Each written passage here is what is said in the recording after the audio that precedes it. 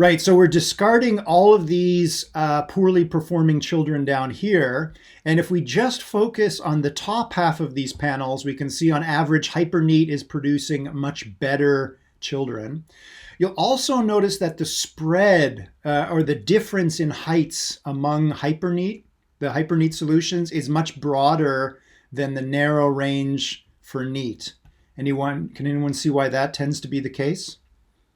So we get much worse children, but you also get much better children in HyperNeat. Why this larger variance in the performance of the child relative to the parent? Feel free to unmute yourself and offer an opinion if you like, or type something into chat.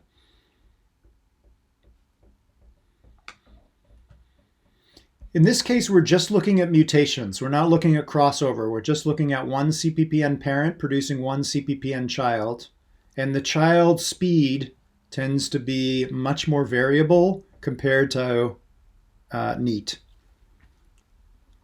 Anybody have an intuition for why that's the case?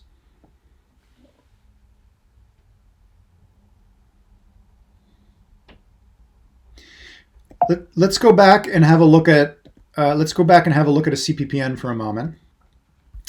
We actually saw this last week, that if we mutate a CPPN, that doesn't change just one or a few pixels in the entire image, or just one in a few synapses in a neural network.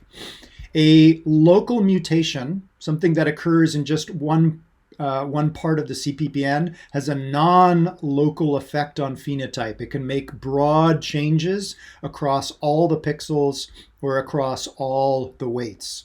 In the examples we did at the board last time, one mutation that disconnected X and added Y, or you could think of as decreasing the weight of X to G and increasing the weight from Y to G, caused our horizontal gradient of black to switch to a vertical gradient from white to black. That's what you're seeing in these two panels of analysis here, right? A mutation to a CPPN causes changes to lots of weights in the neural network that controls the robot. One last observation I want to make of these two panels to help us build up an intuition for how evolutionary algorithms work is, as we move from left to right in both of these panels, you'll notice that there is a drop in the magnitude, or there's an increase in the magnitude of the worst children. The children are becoming more worse than the parents, or there's a subset of children down here and down here as well. These children are becoming much, much worse than the parents as evolution proceeds. Why does that happen? Why, as evolution continues, is it possible to get children that are more worse than the parents than towards the beginning of evolution?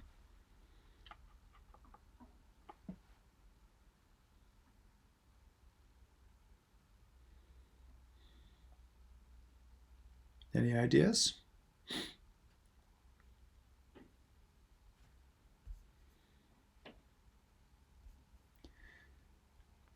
As evolution proceeds, we're obviously getting individuals in the population that are getting higher and higher fitness, which means the parents that are producing children have higher and higher fitness, which means there are opportunities for children to be much, much worse than the parents, right? If I take a random collection of computer parts and plug them together, that's probably not going to be a very high-performing computer.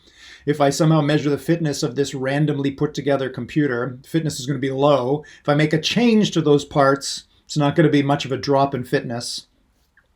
If I open up my Mac, which is highly tuned, not by evolution, but by design, if I open up my Mac and start to randomly move parts around, the performance of my Mac is going to drop by a large amount, right? So this is just sort of a phenomenon of evolution. Okay. We're going to end today's this particular lecture with this plot, which is now an analysis of crossover. What we were just looking at here is an analysis of mutation. Let's have a look at analysis of crossover here. I want to focus for a moment. There's 6 lines in total here. I want us to focus on just the 2 lines that have crosses in them. What do the lines that have crosses in them? Well, let's start again by looking at the horizontal axis. We're measuring evolutionary time on the horizontal axis here. And the X's here with the solid orange line, these represent among all the crossover events. So every time two parent CPPNs produced one child CPPN, we have three fitness values. The speed of travel of the robot when controlled by either of the two parent CPPNs, and the speed of travel of the robot when it's controlled by the neural network produced by the child CPPNs. So 3 CPPNs, 3 robots, 2 parents, 1 child. We can ask, among all those crossover events, how often did the child move? How often did the child move slower than one parent, but faster than the other parent? That's sort of a measure of how well crossover is working. Crossover should bring together genetic material from two parents so that the child is similar to, but not identical to, the parents. You'll notice in the case of HyperNeat, over half of the child CPPNs had behavior, produced behavior that was similar to the two parent CPPNs. The speed of travel of the robot, of the child robot, was faster than one of the parent robots and slower than the other parent robot. So the horizontal axis here is the fraction of individuals, or the fraction of children produced by all crossover events.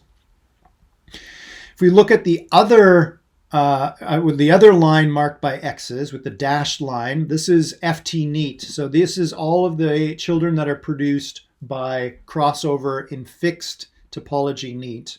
And again, neat was designed to make crossover work better. And it works pretty well. 40% of the children are similar to the two parents, but HyperNeat does an even better job of this. This is really kind of interesting. So neat was designed to allow two parts of two neural networks to come together and produce a neural network that looks and acts similarly to the two parent neural networks. HyperNeat ensures that those networks that are being those networks produce regular structure. So if we combine genetic material, if we combine two CPPNs, we produce two CPPNs, and those CPPNs produce regular structure, that child CPPN produces behavior that is even more similar to the two parents. It was kind of a surprising result. It's a little bit of a subtle result, not directly related to our discussion today and last time, but again, it makes it's kind of an interesting idea and makes you think differently about how recombination works in nature. Intuitively, we know why Mother Nature evolved or invented sex. Again, this idea of allowing evolution to combine genetic material in a way to bring together the best of both worlds. It seems that genomes in nature produce regular patterns. So if you make a mutation to actual DNA, it does not produce a child with randomly arranged parts. Somehow DNA is a little bit more like HyperNeat. Random mutations to DNA produce non-random effects on phenotype. Your limbs are slightly shorter or longer than your parents, but both your parents and you probably have 2 arms and 2 legs, and so on. There's some regular pattern there.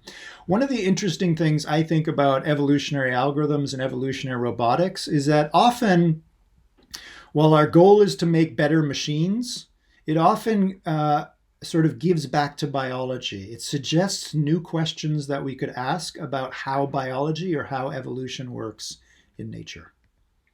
Okay, bit of a digression.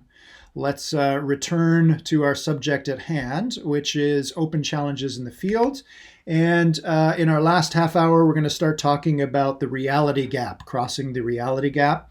And we're going to start with an interesting sounding, the first proposed solution to this problem, which is the radical envelope of noise hypothesis. Okay, it's a big, long title, but it's a relatively simple idea. The operative word in this project is noise. So if we're going to simulate robots, we don't necessarily need to simulate each robot just one time. We can simulate each robot multiple times. And every time we simulate the robot, we can add noise or we can add variability to the robot, its environment, or both. The radical envelope of noise hypothesis that we're going to talk about today dates all the way back to the beginning of evolutionary robotics, about the mid-90s. This idea was rediscovered by NVIDIA, or rediscovered 3 years ago, where they demonstrated the same idea, where they were training a robot, a two-armed robot that you see here, to grasp a yellow peg and place it in the blue hole. It's easy for a robot to learn how to do so if the peg is always the same and the hole is always the same. So as you can see in this illustration here, they evaluated each neural network that controls the robot many, many times in simulation. And every time they presented the neural network, or the robot controlled by the neural network, with a different pair of peg and hole. Okay, so let's go back to this experiment, the original experiment, which was carried out in 1997. The original observation back then at the beginning of the field was that evolution could create controllers that exploit details of the simulation. I mentioned simulation, and I told you that physics engines didn't exist until 2000. That's true, but there were simpler simulations, and we're going to see one today. There were simpler simulations that were not physics engines that were being used even before 2000, before the introduction of physics engines. So in the very early days of evolutionary robotics, people were playing around with simulations and wrapping that simulation in an evolutionary algorithm, and realizing that when they did so, the controllers were exploiting details of the simulation. We started today's discussion by you offering some examples of that. Your evolutionary algorithm or your parallel hill climber is probably exploiting the fact that the motors in your simulated robot are much stronger than they would be in reality, and producing a jumping robot. Okay. So if those details are not going to exist in reality, how do we get evolution? How do we force evolution to get a bad taste in its mouth, so to speak? Whenever evolution makes use of those unrealistic assumptions, it should get low fitness. Okay. So because if evolution exploits those facts, like the strength of the motors, then whatever that controller is, it's not going to transfer well to the physical robot. The idea, and it's kind of a simple idea in retrospect, or an obvious one, is to add noise or variation to the simulator. Every aspect of the simulation that we think is probably unrealistic, we'll play that, or we'll try out that solution, we'll try out that neural network multiple times with variations in that feature. And fitness will be the average behavior of the neural network under those multiple conditions. So at the moment, you're evaluating each neural network once. You could, with relatively little modifications, you could modify the system that you have now to evaluate every neural network 10 times. And every time you send the neural network to simulate.py, you send motors that have differing strengths. And for those of you that want to try that out, let me know, and I can tell you I'll give you some hints about how to alter your code to do so. So in essence, what you're doing is trying to evolve a neural network that controls your 3-block robot, but controls it when it has weak motors, strong motors, medium motors. The front motor is stronger than the back motor, or the back motor is stronger than the front motor. If you can evolve a neural network that works well under all those conditions, gets good average fitness across those 10 evaluations, you now have a robot, a controller that is robust to noise or variation in motor strength. Okay, but that raises a question about what aspects of the simulation to noisify. So we could noisify motor strength. Matt mentioned infinite power supply. So we could, for example, turn off the motors at different points during the simulation corresponding to the battery going flat. We could noisify power levels. We could noisify motor strength. We could noisify friction. This is another thing that's very difficult to get right in simulation. The ground over which your robot is moving, do you know whether that ground is smooth, rough?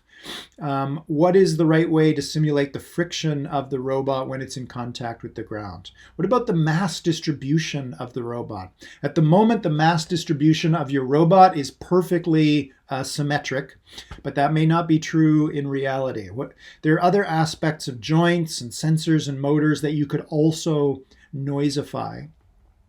The more complex our simulation, the more things that we would need to noisify, which becomes a headache, right? If we want to noisify motor strength, maybe we produce 10 different simulations with differing motor strength. If we want to noisify battery power, we might have to do different battery power. So now we might have to do 10 times 10 or 100 evaluations of each neural network with differing motor strengths and different battery levels. Things get pretty computationally intensive pretty quickly, which today with NVIDIA and GPU resources, maybe we can do, but in 1997, we definitely could not do so. So the solution Jacobi came up with in this experiment was to create a minimal simulation. Make as simple a simulation as possible. As you can probably guess, this idea was inspired by the minimal cognition experiments, which we talked about, a few weeks ago. If the simulation is simple, there are less aspects of that simulation that we need to noisify.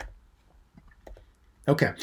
Here's just another example of the reality gap. This is taken from one of my own projects, which we're going to talk about. I think, on Thursday or next week. Here's a controller that I evolved to control my simulated quadruped, and I'll show you a video of it later. But you can probably get a sense of sort of how this thing is walking. We took this evolved controller and we downloaded it onto this physical robot, which looks kind of like the simulated robot, but it's not perfect. And actually, this was a very good match. The physical robot walked or moved almost identically to how the simulated robot moved. But even in this very close match, at certain points in the gait cycle, like at 2.6 seconds and 5.2 seconds, you'll notice that when the simulated robot was tilted backwards, the physical robot was tilted forwards. And same thing over here. The reason why was in this case, as you can see just by looking at this, the mass distribution in the physical robot was slightly different from the mass distribution in the simulated robot. We got friction right, battery power right, motor strength right. We modeled the sensors and motors pretty well. We got all those things right. Mass distribution was off by a little bit. So the gap, sim to real gap, was a little bit wider. Okay, back to 1997 and the radical envelope of noise hypothesis. I'm going to show you the simple simulation they created in a moment, but when they created their simulation, they looked at the different aspects in that simulation and they judged as the investigators. So from their point of view, they identified which aspects they thought had a basis in reality, things that were likely to be close to reality. And then other aspects of the simulation that had no basis in reality whatsoever. They were completely unrealistic. I'm going to show you some examples of what these extremely unrealistic aspects are in a moment. They refer to them in the papers implementation interaction. So implementation means you got to implement or code up a simulation. At certain points in that simulation, you're going to have to put in aspects that are completely unrealistic compared to reality. The base interactions, these are things that have a more or less have a basis in reality. So sensors, motors, joints, motor strength, battery power, friction. These things there's going to be some correlation between the simulated sensor and the physical sensor, some correspondence between the simulated friction properties and the physical friction properties of the ground, for example, and so on. Okay, so for those things that the base set, they're going to add a little bit of noise to the base set. So we're going to noisify sensors, motors, friction, and so on. For things that have no basis in reality, the implementation set, we're going to add 100% noise. We're going to make these things vary completely so that evolution cannot evolve the ability to exploit those aspects of the simulator. I'll show you some examples of this in a moment. Okay. We're back to the simple Kepra robot here. We're looking at the Kepra from above. It has a left wheel and a right wheel, and it has 8 total infrared sensors. Remember, infrared sensors measure the time delay between an infrared pulse going out and that infrared pulse coming back. And that time delay gives the robot some sense of how far away any object is from the sensor. So infrared sensors are distance sensors. This robot also has 2 ambient sensors on the left and right. Ambient, actually this is ambient light sensors. Sorry, I should have written light in here. So the robot is also going to be a little bit like a Bratenberg vehicle. It's going to be able to detect the ambient amount of light on its left side and the ambient amount of light on its right side. So 8, 9, 10 sensors, 2 motors. Okay. What's the task? The task is the T maze, and you can see here why it's called the T maze. We're going to start by placing the robot in the base of the stem of the T.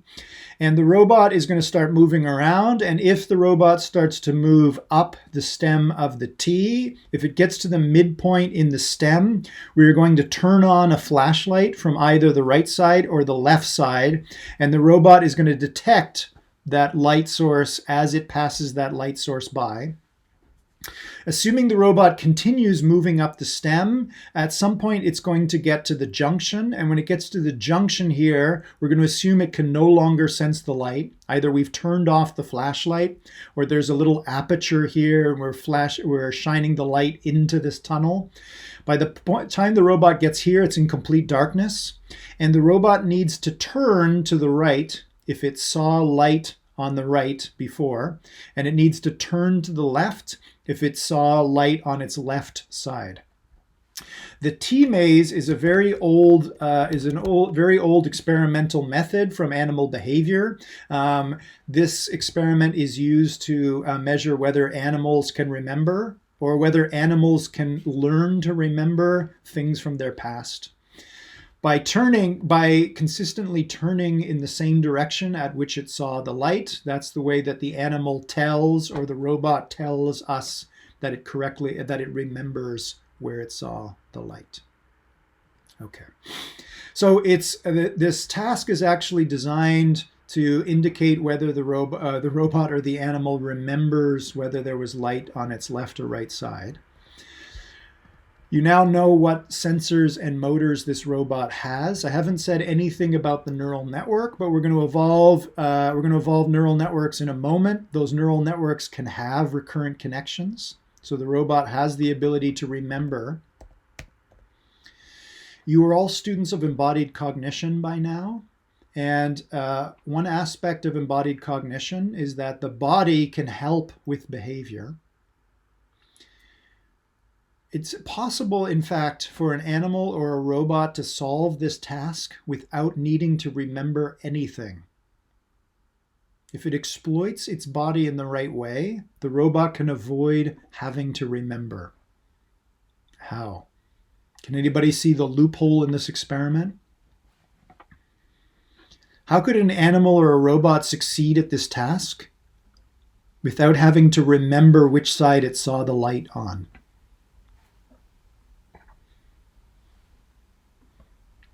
We haven't talked about the evolutionary algorithm yet. Let's just talk about behavior in general.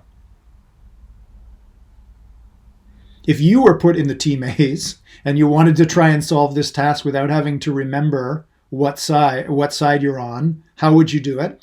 As Ben mentions, maybe the robot could see over the top of the walls. Yeah, possibly. So maybe by the time it gets here, it can see back over the wall and see the flashlight.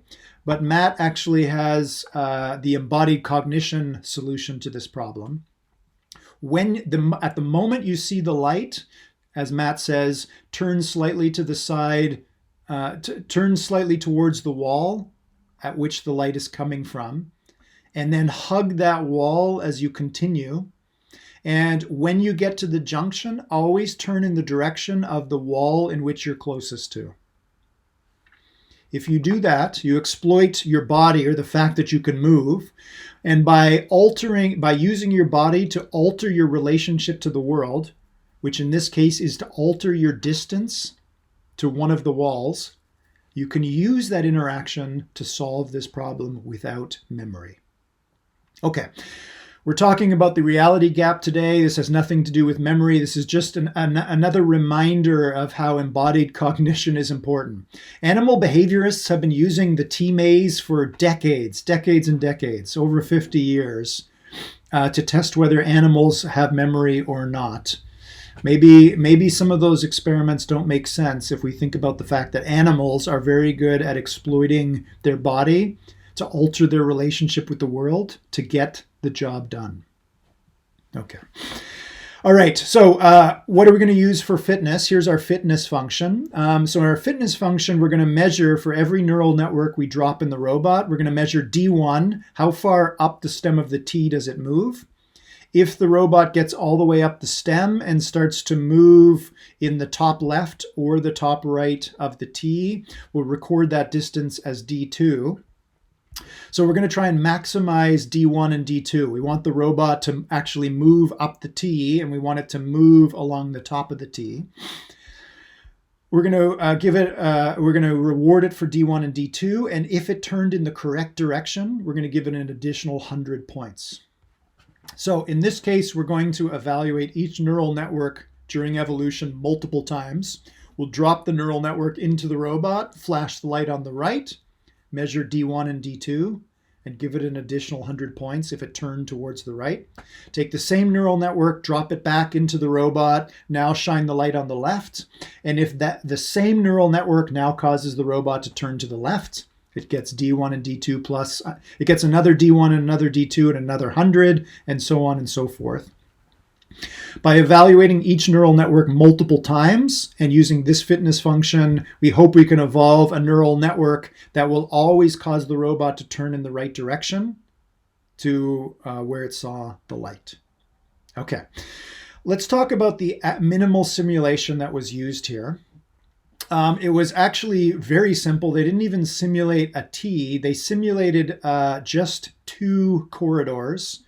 In phase 1, so they took the neural network, dropped it into the robot, and allowed it to move in the stem of the T and measured D1. And if the robot got this far, they flashed a light on the right side of the robot, or they flashed the light over here and flashed light onto the left side of the robot. If during the evaluation in this very simple simulation, D1 was large enough, meaning the robot got far enough up the stem of the T, they took the robot and teleported it to this position in a different corridor. This is the top of the T. So they're avoiding simulating the robot in the junction. So the robot gets up here and gets teleported to this position. I'll talk about the noise zone here in a moment. And then they measured D2, the distance that the robot traveled in either direction in the top of the T. Okay, seems like kind of an odd thing to do. Why not just simulate it in the T? We'll come back to that in a minute. Okay, this simulation was actually even simpler than what I've described. It wasn't a physics engine. It wasn't a 2D simulation. It was a set of 2 lookup tables. The first lookup table we would take the current position and orientation of the robot, which is described by 3 numbers, x, y, and theta. So x and y, what's the 2-dimensional position of the robot in its current corridor, and theta, what's its angle? What's the robot's angle inside inside that corridor. So given its x and y and its theta, the neural network, I'm sorry, I'm jumping around a bit here. The neural network, they queried the neural network and they got two numbers at the output layer, the two values of the two motor neurons. So the neural network is trying to turn the wheels. They would take that information and combine that with the x and y and theta of the robot and get the new x and y and theta of the robot. So given the current position and orientation of the robot, and given the value of the two motor neurons in the neural network, they could compute the new x, y, and theta of the robot. Okay. So that's the robot's position, orientation, and its motor neurons. How do they simulate the sensors? Well, that was simulated using a second lookup table. In the second lookup table, they would take the current orientation of the robot and its distance from either wall, the left or the right wall, and use that to compute the values of the eight distance sensors. So if one of the walls was here, close to 0, 1, and 2, these three sensors would have high values.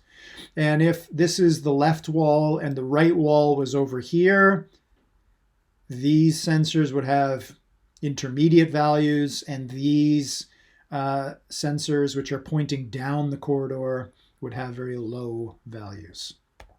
Okay, so they have these two lookup tables, and they're using them to update the position and orientation of the robot and to set the values of the sensors. Very, very simple simulation. Okay. Now they are going to noisify this admittedly simple simulation. The base set, remember, these are the things that have some basis in reality.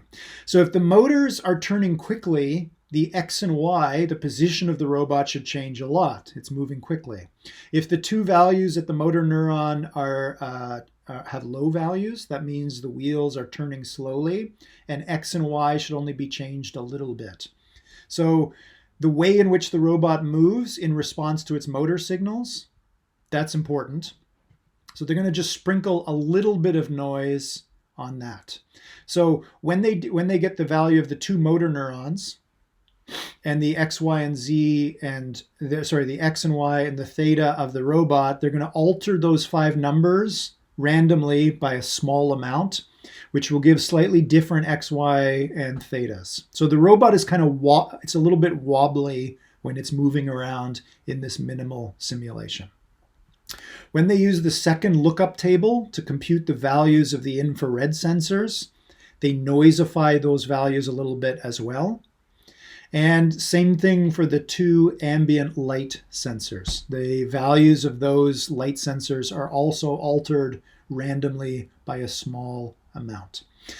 So the robot is going to, or the neural networks are going to have to evolve to control a robot in which the sensors are not completely reliable and the motors are not completely reliable either, which is a very good reflection of reality. No machine has perfect sensors or perfect motors.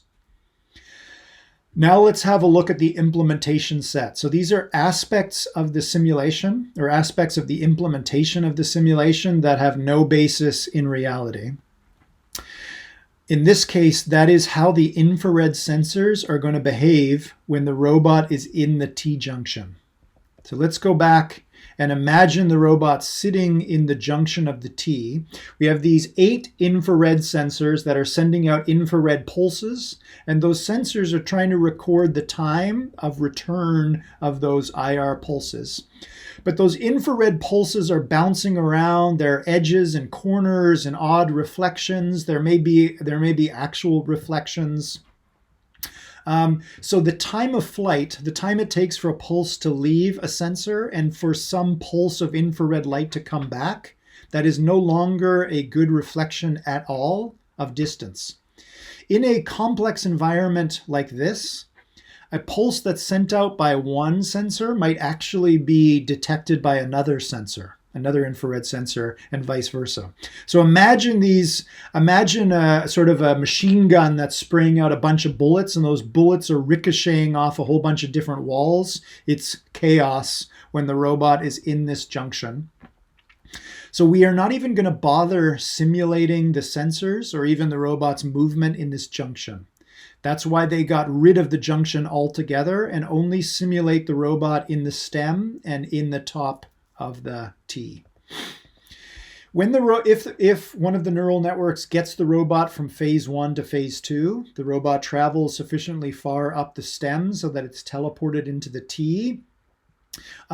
If there are any infrared pulses, or if the sensors are facing back into the stem of the T, they're going to return completely random values to the sensors that are facing in that direction.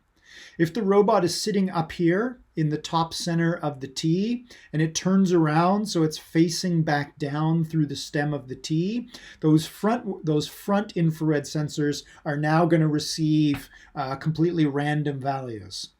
So in other words, if the robot looks into the junction, it sees complete noise. Evolution cannot exploit that at all. Okay.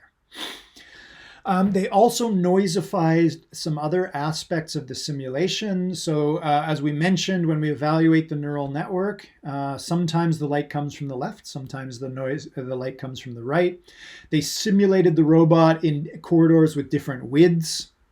When they first placed the robot at the bottom of the stem of the T, they placed it at different orientations facing up the stem, minus 22 degrees, 0, plus 22 degrees, and so on.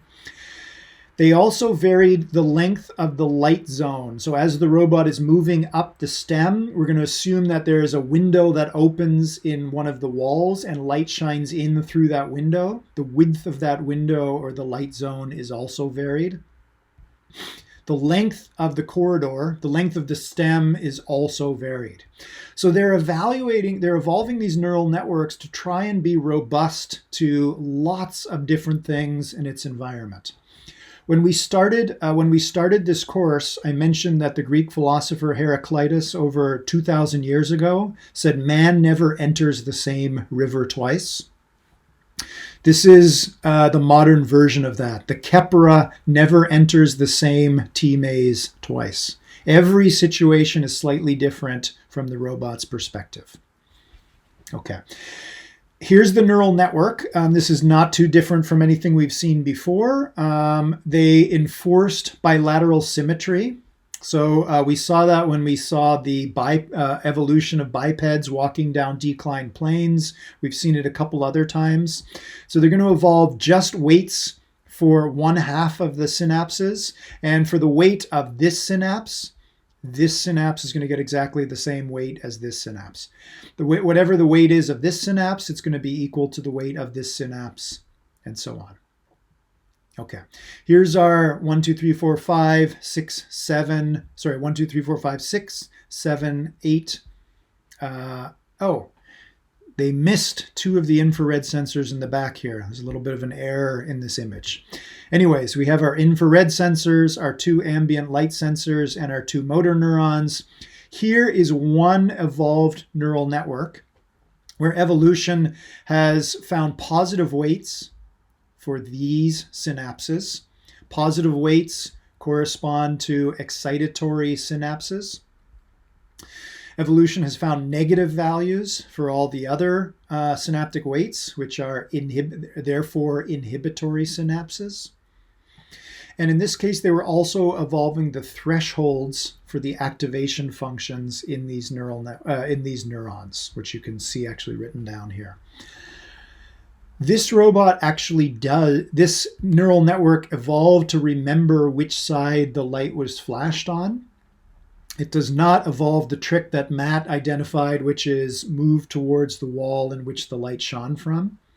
Where in this neural network does the neural network hold on to the memory of light? this is not a trick question. In this case, this neural network, you can actually, if you're looking carefully, you can see where and how this neural network remembers where the light was, on the left or the right. If you have an idea, type it into chat or feel free to unmute yourself. Alex says IR exclamation point and IR4. I guess this is a misprint. This is meant to be IR1. So, Alex, I'm going to guess that you mentioned IR1 and IR4 because they have self connections. Self connections are always a good candidate for memory. It's possible that part of the memory of light is stored there, but that's probably not the primary repository of the memory. Anybody see where it is?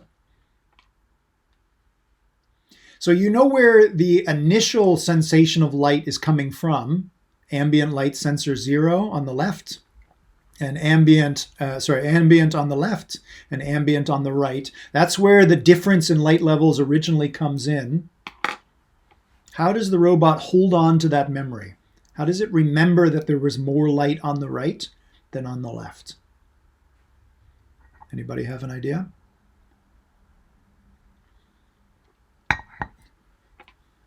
This thought exercise is again just meant to help you build up an intuition for how neural networks work. Okay, unless anyone has a last minute idea, I think we will stop here for today. You have a quiz due tonight. You are now working on the 10th and final assignment, the quadruped. We will talk about the final project next week. And Henry has identified the correct answer, which we'll talk about why that's the correct answer next time. Hope you have a good rest of your Tuesday. We'll see you back here Thursday morning. Bye-bye, everybody.